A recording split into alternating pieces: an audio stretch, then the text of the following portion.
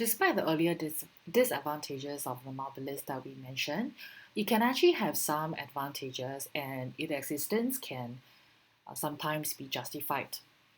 In certain industries where there is extensive internal economies of scale to be reaped because of very, very high fixed costs, then a monopolist can be preferred or justified over other market structure.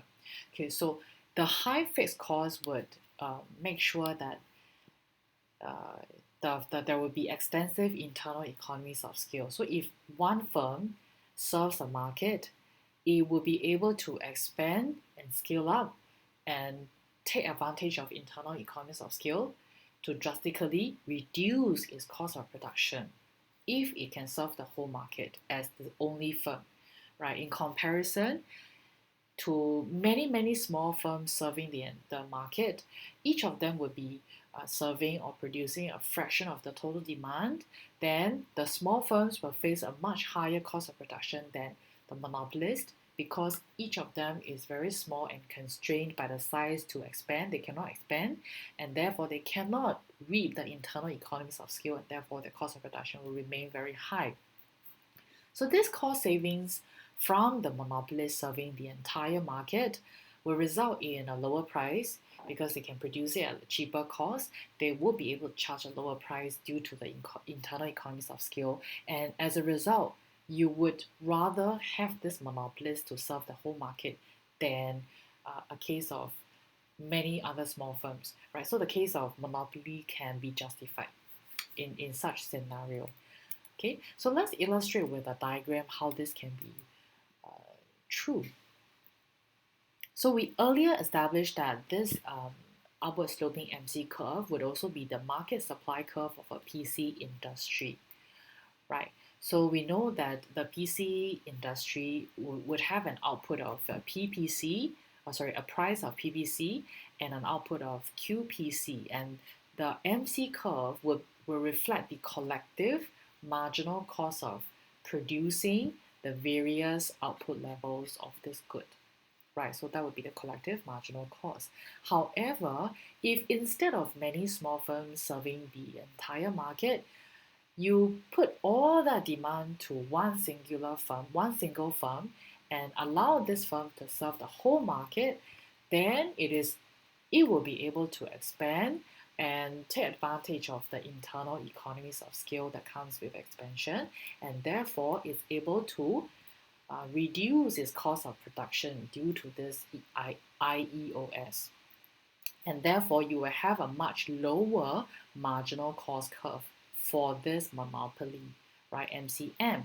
So at the same output of QPC, let's say if you ask the PC industry to produce an output of QPC, its marginal cost is actually at PPC. But for the monopolist, it will be much lower, uh, virtually near zero, right, to produce a Q amount of QPC. So that shows the monopolist will be able to command a much lower cost of production as compared to the collective cost of production um, of all individual PC firms because each of them will have high cost of production due to lack of IEOS. So given that, um, the monopoly will be able to charge a lower price.